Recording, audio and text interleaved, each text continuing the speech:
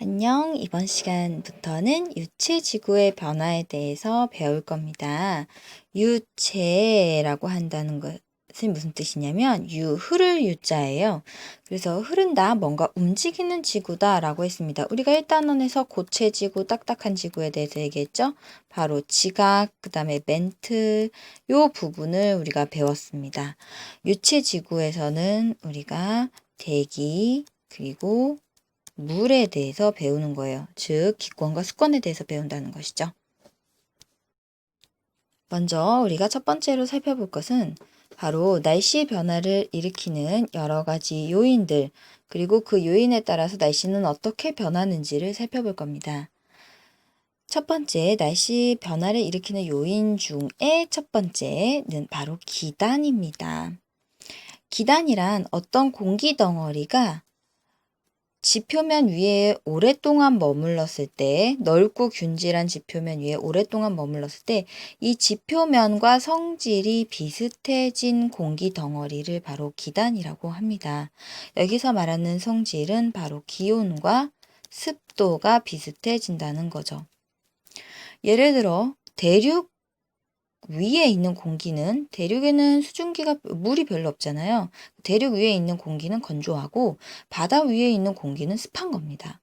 그리고 차가운 고위도 지방에 있는 공기는 기온이 낮고, 저위도 지방, 열대 지방에 가까운 지역에 있는 공기는 기온이 높다는 거죠. 따뜻한 기단이라는 거죠. 자, 우리나라 주변에 영향을 미치는 기단은 크게 4개의 기단이 있습니다. 먼저 시베리아 기단, 그리고 북태평양 기단. 이 2개의 기단이 가장 커다란 기단입니다. 시베리아 기단은 겨울에, 북태평양 기단은 여름에 영향을 미칩니다. 그리고 봄, 가을에는 양쯔강 기단이 영향을 미치는데 이 기단의 크기는 작습니다. 그래서 이 기단은 이동성이라는 특징을 가지고 있습니다. 여기저기 이동을 쉽게 한다는 뜻인데요. 그래서 봄, 가을에 우리가 날씨 변화가 좀 심한 편이죠.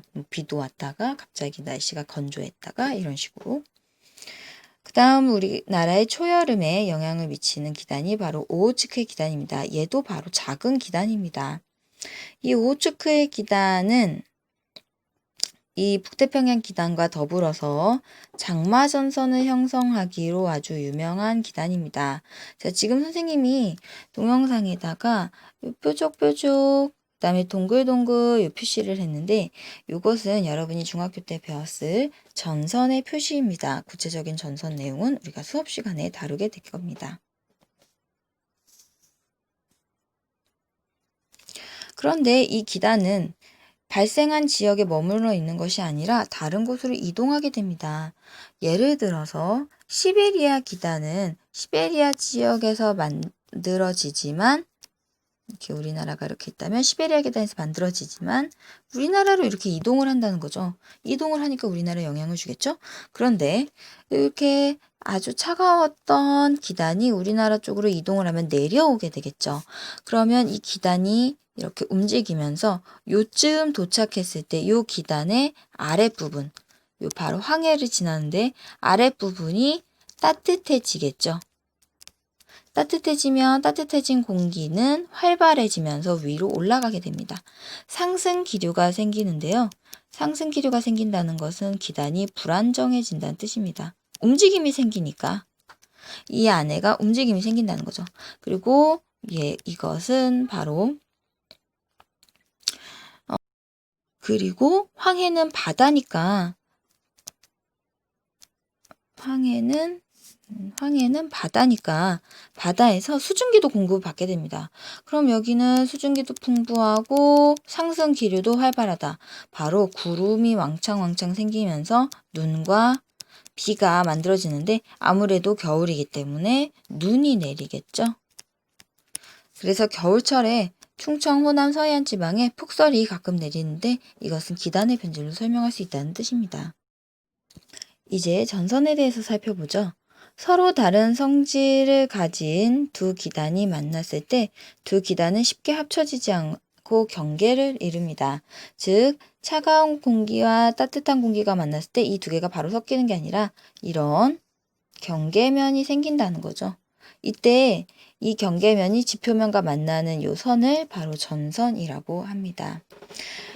차가운 공기가 이동하면 한랭전선, 따뜻한 공기가 이동해서 만들어지는 전선은 온난전선이라고 부릅니다. 차가운 기단이 위에서 내려와서 이렇게 파란색으로 뾰족뾰족 세모 표시를 하게 되고요. 따뜻한 공기가 아래에서 올라오는 것을 이렇게 동글동글 빨간색 온난전선으로 주로 표시를 하게 되는데요. 물론 흑백으로 인쇄됐을 때는 색깔은 알 수 없지만 우리가 색깔펜을 이용할 수 있다면 한랭전선은 차가운 느낌 파란색, 온난전선은 따뜻한 느낌 빨간색으로 그리는 것이 좋습니다. 그리고 이 바람이 진행하는 방향 쪽으로 도형을 그려주면 되겠습니다.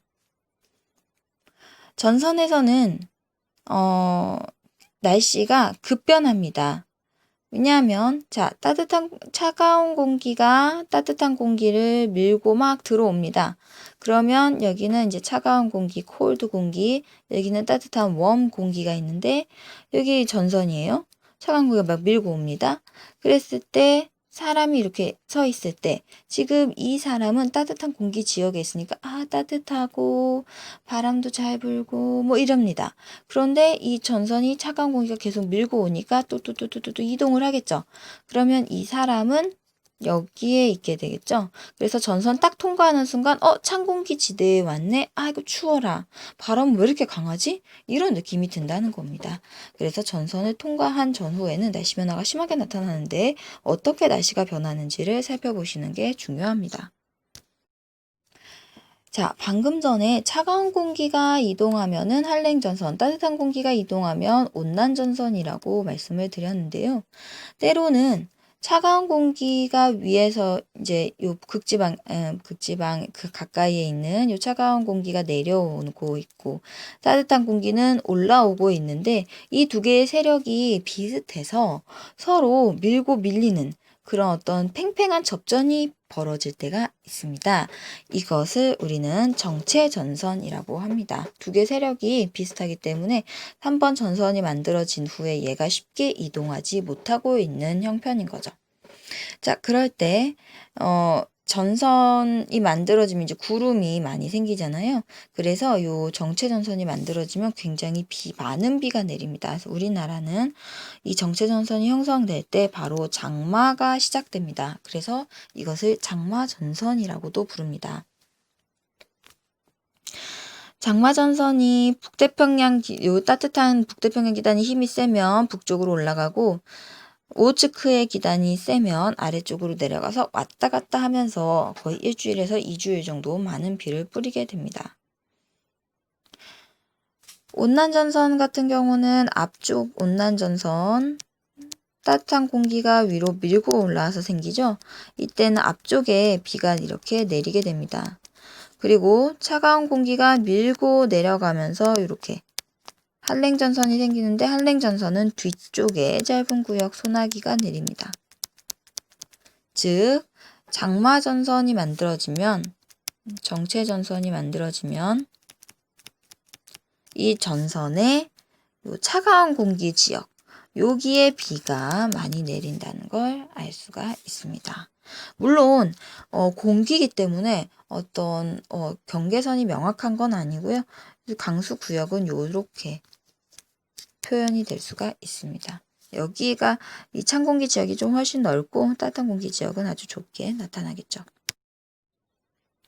우리나라 같은 중위도의 온대지방에서 저기압이 발생한다. 그렇다면 그 저기압은 온대저기압입니다. 근데 이 온대저기압은 어떤 특징이 있냐면 온대지방은 중간이죠. 즉 차가운 북쪽의 차가운 공기와 남쪽의 따뜻한 공기가 만나는 곳이란 뜻입니다. 그래서 이 온대저기압은 반드시 전선을 함께 동반하고 있습니다. 자, 여기에 온대저기압의 예시가 나와 있습니다. 우리 교과서 탐구 15에 보시면 차가운 공기와 따뜻한 공기가 만든 한랭전선과 온난전선이 이렇게 쌍을 이루고 있어요. 한랭전선, 온난전선. 그리고 이 가운데는 저기압의 중심. 이것이 이제 온대저기압의 전형적인 모습입니다. 자, 이 온대저기압은 우리 중위도 지방에 많이 부는 편서풍의 영향을 받아서 동쪽으로 이동을 하게 됩니다. 그래서 이 탐구 15번의 그림에도 동쪽으로 저기압의 중심이 이동하는 걸 볼 수가 있습니다. 자, 그래서 서울의 날씨 변화를 보면 서울은 온대저기압 앞에 있으니까 비가 살짝 이슬비가 내리다가 온대저기압 통과하고 나서는 날씨가 맑아졌다가 한랭전선이 통과한 후에는 굉장한 소나기가 내리다가 다시 저기압의 영향력을 벗어나면 맑아지는 그런 날씨 변화를 보이겠습니다.